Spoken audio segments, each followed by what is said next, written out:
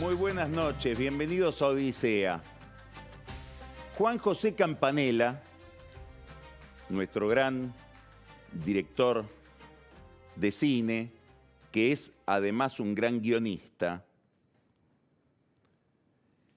cuenta o rescata una escena del Padrino, de la primera película de Coppola sobre la vida de Corleone, donde está el Padrino internado en el hospital. Hay la posibilidad de que lo vayan a matar. Llega el panadero con flores para homenajearlo. Michael Corleone, que está ahí, lo recibe al panadero. Después van a la puerta de la clínica del hospital con Enzo, el panadero. Simula Enzo tener una pistola en el bolsillo para disuadir a los que venían, a la banda que venía a matar a Corleone, que detiene su auto y sigue. En ese momento, el panadero saca un cigarrillo, saca el encendedor, intenta encender el cigarrillo y no puede, porque la mano le tiembla tanto que no puede invocar el cigarrillo con la llama. Entonces, esto es lo que observa Campanella, Michael Corleone toma el encendedor, le enciende el cigarrillo y cuando termina de encenderle el cigarrillo, se mira la mano y ve que no tiembla. Campanella interpreta que en ese momento Michael Corleone se dio cuenta de que él también era mafioso, que tenía el carácter que implica ser un capo mafia. La idea, ¿cuál es? ¿Cuál es la idea que hay detrás de esta observación de Campanella? Que hay un momento en el drama de toda vida humana en que el protagonista descubre quién es o decide ser quién es. La pregunta es, ¿este es el momento en que Alberto Fernández decide ser quién es?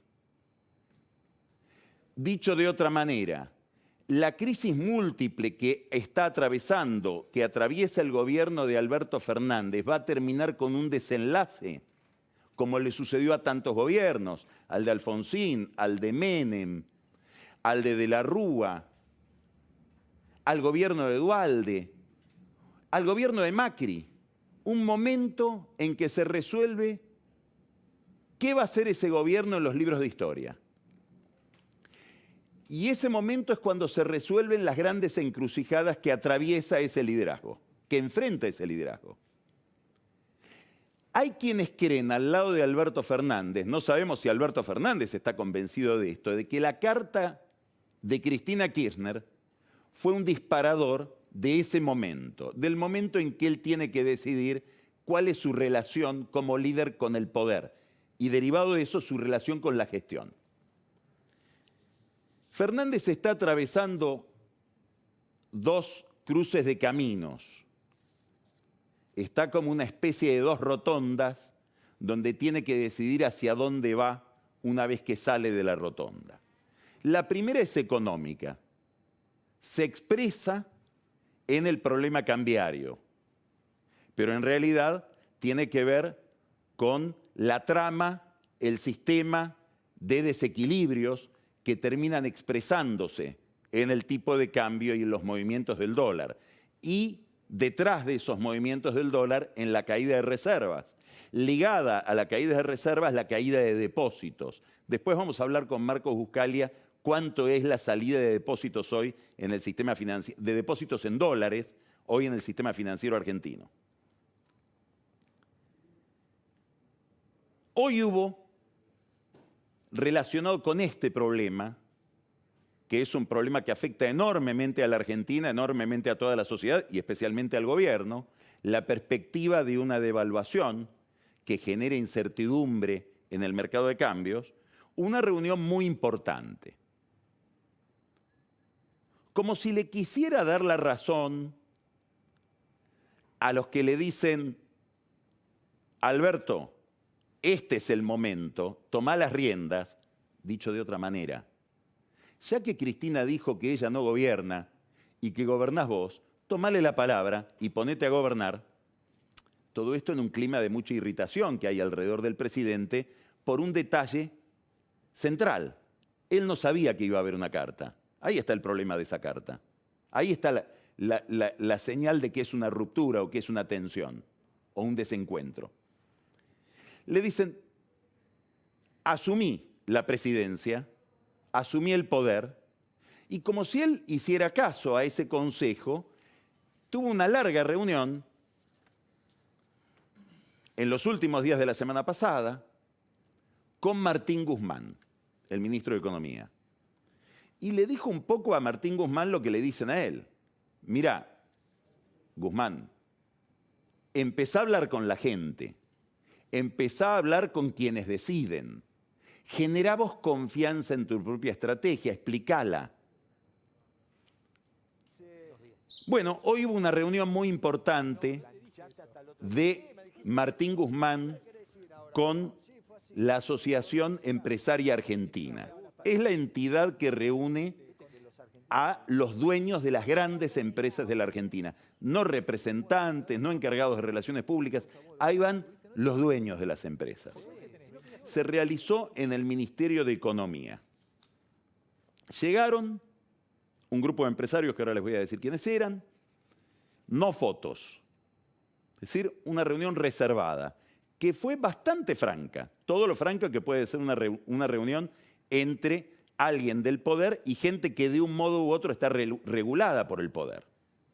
Ahí estuvieron, en el Ministerio de Economía, el director general de AEA, Jaime Campos, Héctor Mañeto, líder del Grupo Clarín, Paolo Roca, de Tequín, Carlos Míguez, Enrique Cristofani, María Luisa Maquiavelo, Alfredo Coto, Federico Braun y Alberto Grimoldi.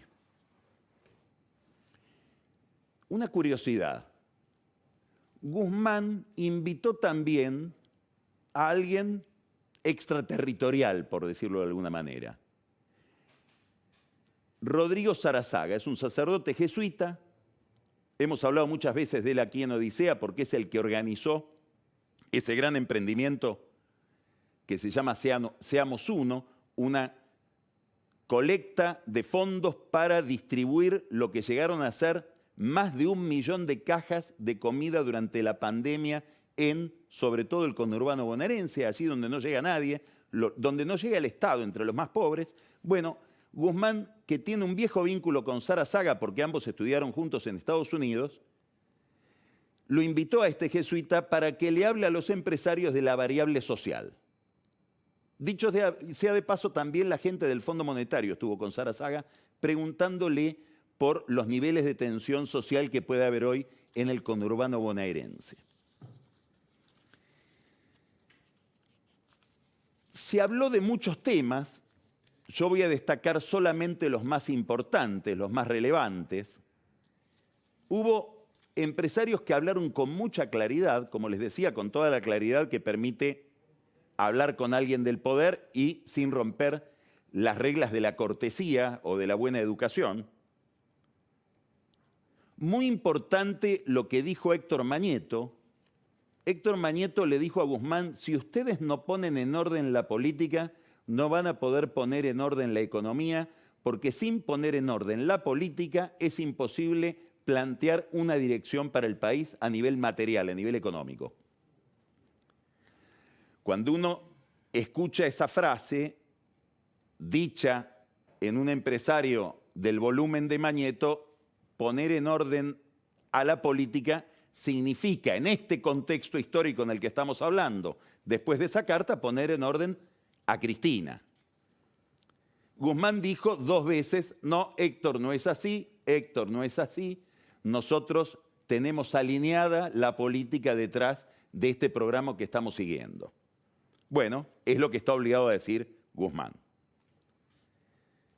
Habló Paolo Roca, hablaron todos, uno por uno. Roca habló de un tema que viene planteando ya en la anterior reunión con AEA, lo había planteado, que es el problema de la competitividad de la economía argentina, sobre todo para el lugar desde el que mira él la economía argentina, que es la plataforma de un gran exportador industrial. Claro, los que escuchan hablar a Paolo Roca de competitividad entienden devaluación, el problema del tipo de cambio. Guzmán lo entendió así y dijo, nosotros no podemos devaluar porque si devaluáramos generaríamos más tensiones entre los pobres que las que hay hoy, por un problema de traslado de la devaluación al precio sobre todo de los alimentos. Va a haber una brecha, va a seguir habiendo una brecha que se va a ir acomodando de a poco sin que perdamos el orden social. Esas fueron las palabras de Guzmán. Todos le dijeron, palabras por otra parte muy optimistas, ¿no? El gobierno está atado a una paridad cambiaria o a una estrategia cambiaria y cree que más allá de la salida de depósitos, más allá de la caída de reservas, puede lograr mantener esa estrategia.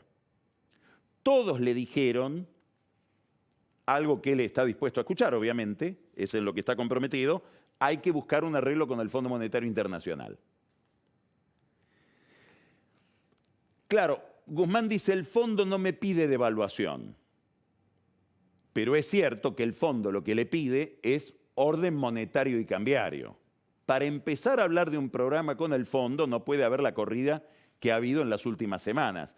Por eso el gobierno, desde todos los mecanismos posibles, todos, desde la venta de bonos del ANSES hasta la Gendarmería, lo que hace es llevar adelante estrategias o tácticas muy riesgosas, sobre todo de endeudamiento en dólares o emisión de bonos en pesos atados al dólar, que son una bomba de tiempo, que pueden derivar, como le pasó a Cristina Kirchner con el dólar futuro, en este caso todavía más, porque es una especie de seguro de cambio, para dominar el mercado paralelo del dólar, para dominar el contado con liquidación y poder a partir de esa serenidad o de alguna serenidad empezar a hablar con el fondo de otras cosas.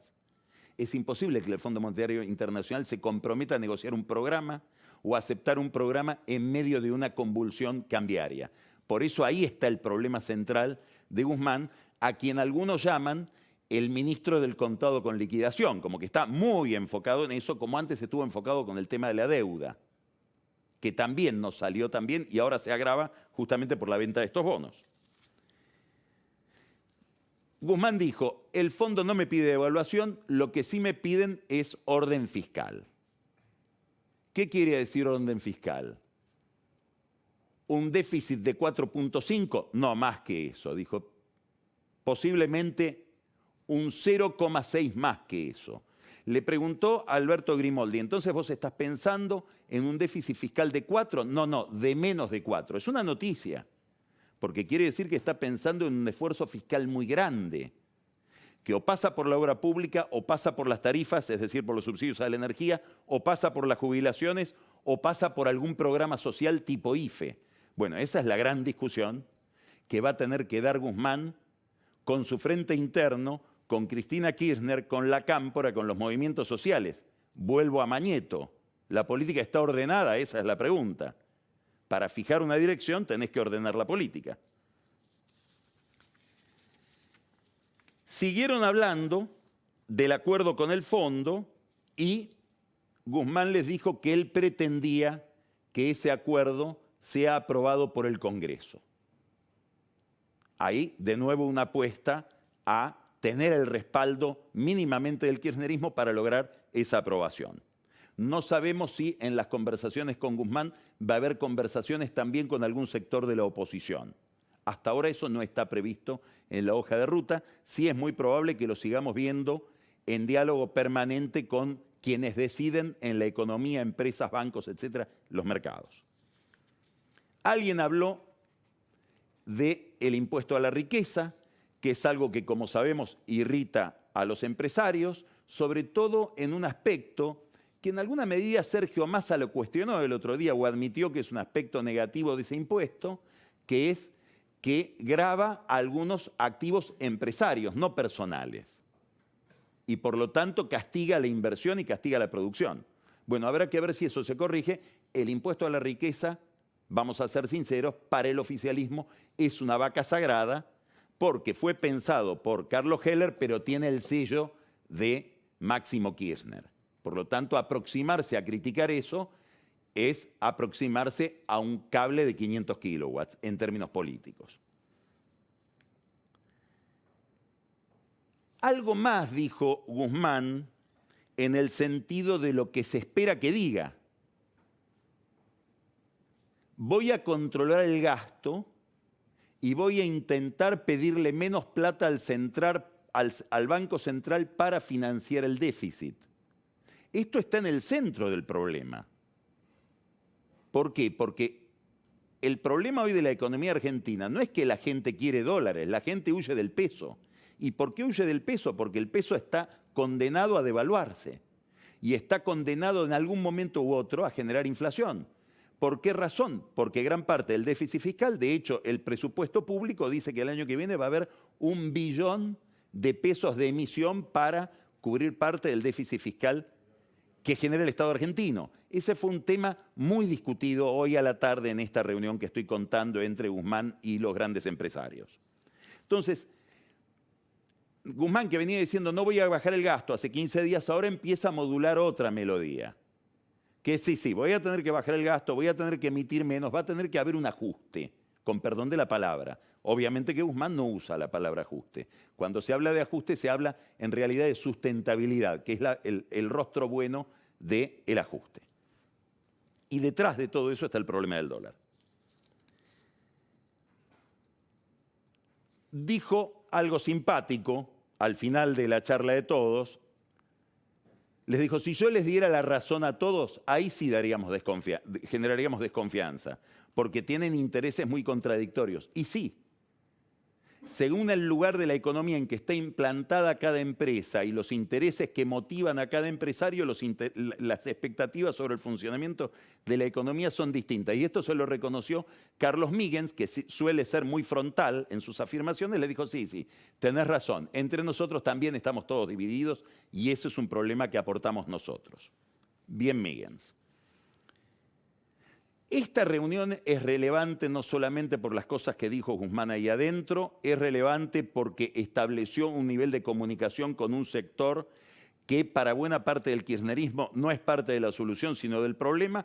Es relevante, más allá de cualquier otra presencia, la presencia de Mañeto.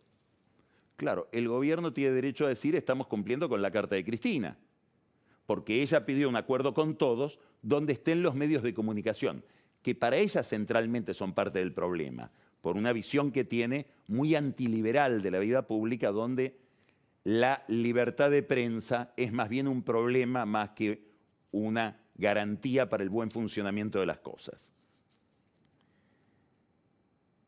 Quiere decir que Fernández está siguiendo, veremos hasta dónde, una ruta que es el intento de relanzar el gobierno, obedeciendo o escuchando o haciéndose eco de cosas que le dicen algunos gobernadores, centralmente Perotti, Mansur, Uñac, intendentes del conurbano, varios, ministros, gente que lo rodea, que le dicen, hacele caso a Cristina, goberná vos, tomale la palabra. La primera encrucijada tiene que ver con todo lo que ya hablamos, con el programa económico y con la necesidad de darle racionalidad fiscal al Estado. El segundo problema tiene que ver con la justicia. Tiene que ver con la justicia. Y hay una tensión creciente entre Alberto Fernández y Cristina Kirchner. Cristina Kirchner dice que ella no gobierna, que gobierna Fernández. Dice, si alguien te dice que hay problemas o que hay iniciativas que fracasan o cosas que no gustan por culpa mía, pregúntale a qué intereses obedece, porque él o ella, él o la que te lo diga, obedece a algún interés espurio, porque yo no me meto. Eso lo puso por escrito. En la justicia parece pasar otra cosa. Pareciera que hay una agenda muy dominante de Cristina Kirchner en materia judicial. Agenda que no coincide con la agenda del gobierno y que hace que a la cabeza de los funcionarios y funcionarias que, según Cristina Kirchner, no funcionan, esté Marcela Lozardo, la ministra de Justicia, autora o titular de un emprendimiento que es la reforma judicial, que Cristina dijo no es la mía, no es una reforma, la última reforma que hubo en este país fue la de Macri, ella dice que Macri hizo una reforma judicial para perseguirla de facto, o la de ella que fracasó por la Corte. La Corte justamente es protagonista o va a ser protagonista seguramente en las próximas horas por el fallo sobre los traslados de los jueces Bruglia, Bertuzzi y Castelli. Se viene demorando, esa demora viene dañando mucho las relaciones entre los distintos jueces de la Corte, se han dicho cosas muy pesadas, siempre off the record, a través de los diarios, se han acusado de cosas feas. Ellos mismos habilitaron el Persaltum para tratar este tema, el tema de los traslados. Bueno, si habilitaron el Persaltum es porque era un tema urgente y, como ellos dijeron, de trascendencia institucional. Por lo tanto, es bastante razonable la versión que dice que en las próximas 24 o 48 horas va a haber un fallo de la Corte. En todo este tema, los ministros de la Corte se han comportado con mucho hermetismo, se han comportado con mucha reserva, pero hay un antecedente técnico del que se viene hablando hace mucho tiempo. Los temas judiciales están tan en el corazón de la política que si uno no entiende de procedimientos judiciales, de acordadas, fallos, alzadas, consultas, decisiones del Consejo de la Magistratura, parece que no entendiera de política. Es una de las enfermedades de la Argentina. Hubo en el año 2018 2 acordadas de la Corte referidas a traslados de jueces. La segunda acordada, que es la acordada 7, es una acordada en la cual el juez Lorenzetti, el juez Maqueda y el juez Rosati dicen el caso del juez Bruglia, que es por el que le preguntan, uno de los jueces sobre los que tienen que fallar, está bien planteado. No necesita ningún trámite más que el que ya hizo. Había derecho a trasladarlo de un tribunal oral federal a la Cámara Federal. Lo mismo pasa entonces con Bertuzzi, que es el mismo tipo de caso, y lo mismo con Castelli. Es decir, que la Corte ya se pronunció sobre este tema, no en un fallo judicial donde hay un conflicto de derechos, donde alguien dice se está violando mi derecho, sino en una acordada que es una decisión administrativa. La Corte, entre otras funciones, tiene la función de supervisar el funcionamiento del Poder Judicial, ejercer una función de superintendencia. Desde en ejercicio de esa función, dijeron, esto está correcto. Ahora le vuelve el tema, pero le vuelve por la vía de un juicio.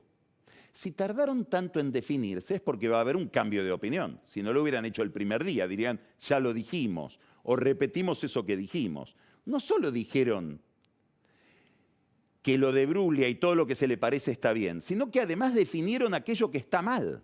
Hay otros jueces que por la forma en que fueron trasladados sí necesitan el acuerdo del Senado y un concurso en el Consejo de la Magistratura. Nadie sabe lo que va a decir la Corte ni cuándo lo va a decir, subrayo esto. Pero las versiones más fundadas dicen que en las próximas 24 o 48 horas lo que dirían es, sí, Bruglia, Bertuzzi y Castelli están bien designados, pero, a diferencia de lo que dijimos en el 2018, ellos ahora pertenecen a ese otro grupo de jueces que necesitan pasar por el Consejo de la Magistratura y por el acuerdo del Senado. Es decir, que la Corte cambiaría de opinión. Concretamente, 3 jueces, Maqueda, Rosati y Lorenzetti, cambiarían de opinión. Y también cambiaría de opinión Hayton, que tenía una posición todavía mucho más liberal frente a este tema, diciendo no necesitan pasar, no solamente ellos, sino muchos otros jueces, no tendrían la restricción de tener que pasar de nuevo por el Senado y por el Consejo de la Magistratura. Quedaría solitario Rosenkrantz, que opinó anteriormente como Hayton y volvería a opinar lo mismo. Es todo un problema si queda esto va a ser percibido como que es un fallo a favor de Cristina o a favor de las expectativas del kirchnerismo. centralmente de Cristina Kirchner, que ya dijo que esos jueces no pueden seguir siendo jueces donde están ejerciendo la magistratura porque no tiene el acuerdo del Senado, ni siquiera se presentaron a que ella se los dé cuando se trató este tema en el Senado. El detalle de que, bueno, tienen que esperar un tiempo más en esos cargos hasta que vayan a un concurso y pasen de nuevo por el Senado es un detalle. Que estén 3 meses, un mes o un día, da lo mismo. Conceptualmente, el gobierno tendría la razón con este fallo. Más se va a notar que tiene la razón si, también son versiones, subrayo, son versiones, Bruglia y Bertuzzi, el día que se conoce el fallo, dicen nosotros renunciamos porque sentimos que no tenemos por qué estar esperando acá a que se haga un concurso y un acuerdo que creemos que no necesitamos porque ya nos dijeron que no lo necesitábamos. Ahí se va a notar más que, dicho en términos futbolísticos o deportivos, ganó Cristina, perdieron los jueces. ¿Por qué digo Cristina y no Fernández? Porque en este caso se demuestra que en estos temas, contra lo que dice la carta de Cristina, gobierna Cristina. A ver, Fernández y su entorno creen que está correcto que no debe haber traslados. No que estos traslados están mal hechos, que no debe haber traslados. Que la Constitución no habla de traslados. Dicho eso, se preguntan, ¿y por qué estamos nosotros mezclados con esto de Bruglia, Bertuzzi? Por obediencia a Cristina. Porque esto lo llevó adelante Jerónimo Ustarroz, que es el delegado del Poder Ejecutivo en el Consejo de la Magistratura, que es de Cristina. Reporta Guado de Pedro, que es el verdadero ministro de Justicia de Cristina. En estos temas manda Cristina. Este no va a ser el problema.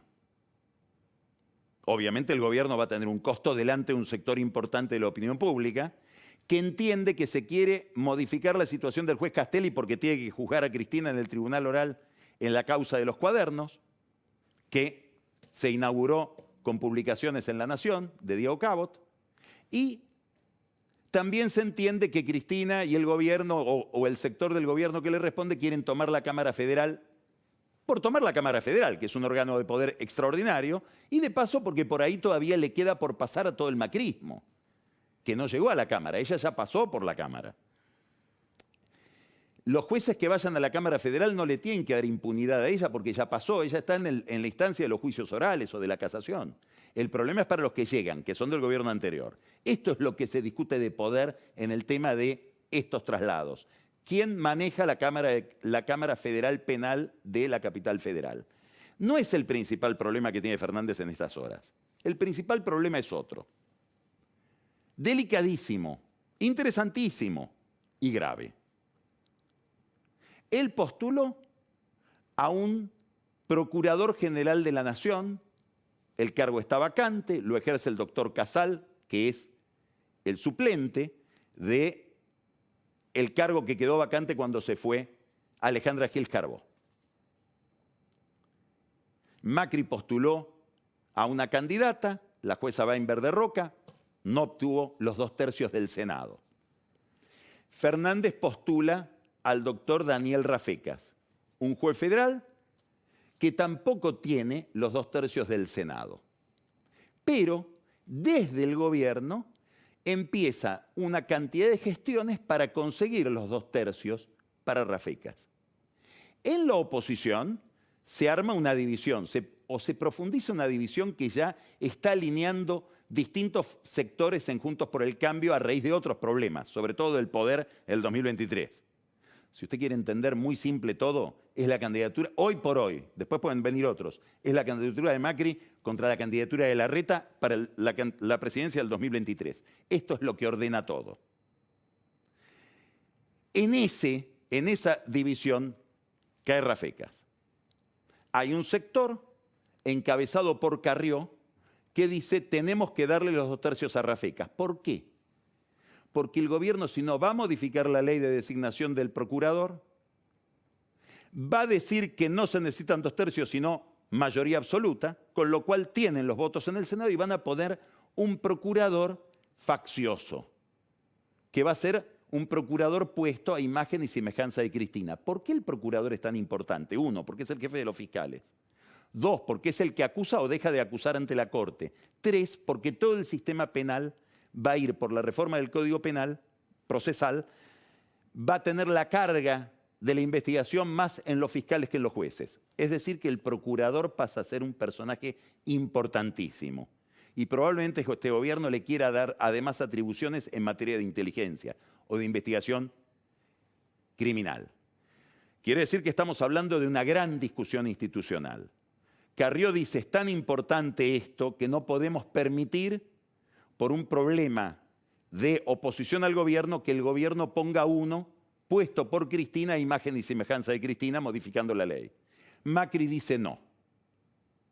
Macri dice esto, tenemos que mantenerlo en la línea que estamos manteniendo, que es que este gobierno es un gobierno con el cual no nos podemos sentar a hablar de instituciones hasta tanto cambie de conducta y respete la Constitución, porque es un gobierno que avanza sobre las instituciones. Macri sigue una estrategia muy parecida a la del primer Alfonsín cuando Alfonsín deja la presidencia. Alfonsín decía, acá se ha instalado en el gobierno, Menem, un poder neoconservador y nosotros somos el progresismo. Cualquiera que me venga a agredir a mí dentro del radicalismo, Ángelos, es un pseudópodo, es un tentáculo de Menem. Yo soy el progresismo, yo soy la identidad del grupo. Macri dice lo mismo, yo soy el ultra anti-kirchnerismo, le habla al banderazo, entre otras cosas porque el banderazo es el único que le presta atención. Si le hablara a otros sectores, su carga negativa es tan grande que no tiene tránsito frente a otros sectores de la sociedad. Es el mismo problema que tenía Alfonsín en aquel momento. Carrió parece el segundo Alfonsín frente a Menem. En el año 93, Menem dijo, o me dan la reforma de la Constitución o hago un plebiscito y la reformo como yo quiero, sin el radicalismo, sin la oposición. Y me llevo las instituciones a mi casa. Y Alfonsín dijo, no. Paremos a este hombre acá, pactemos, pacto de olivos, y veamos cómo negociamos para que no tire del mantel. Curiosamente, esta es la posición de Carrió. Es como si se hubieran invertido los roles. Carrió tiene una posición de mayor responsabilidad, Macri una posición de mayor intransigencia. Pareciera que Larreta, Vidal, estuvieron el fin de semana en lo de Carrió, se sacaron una foto a propósito, después de que Carrió había dicho que Macri ya fue. Después dicen, bueno, no, esa reunión estaba pactada de antes. La hubieran suspendido, por lo que se entiende que todos ellos dicen, Macri ya fue. Y en esa reunión en lo de Carrió hablaron de ir adelante con Rafecas. Quiere decir que Alberto Fernández está por tener un éxito muy importante. Hay un sector amplísimo de la oposición que incluye a los radicales, a Cornejo, incluye, que es el presidente del partido, incluye a Lustó, que está en el Senado, incluye a Carrió, nada menos, incluye a Larreta, incluye a Vidal. Todo ese sector estaría por sentarse a negociar la figura de Rafecas como un procurador que surge de un acuerdo político institucional. Macri dice que no. ¿Y quién empieza a decir que no también? Cristina. Aparentemente en el Senado no quieren tratar el tema y quieren avanzar con la ley que disminuye el número de votos necesarios para poner al procurador. Y poner a otro procurador, más parecido a ese sector, más ultra, más leal, más faccioso. Ahora, claro, si Cristina avanza en esa línea, la desautorización para Fernández, el boicot para un acuerdo importante de Fernández con la oposición, sería dramático. Y además, estaría desmintiendo su carta, porque estaría demostrando que en estos temas la que gobierna es ella. Vamos a empezar Odisea, vamos a cambiar totalmente la perspectiva de nuestra agenda esta noche, vamos a ir a los Estados Unidos, vamos a hablar con un intelectual y empresario, un historiador que se formó en Estados Unidos, un empresario importante de la Argentina, del mundo de las empresas de tecnología financiera, Pierpaolo Barbieri. Le vamos a pedir, él está allá, que nos haga una pintura de qué se está discutiendo hoy en Estados Unidos, qué se va a votar mañana y qué proyecciones tiene a escala global y sobre nosotros. Empezamos Odisea.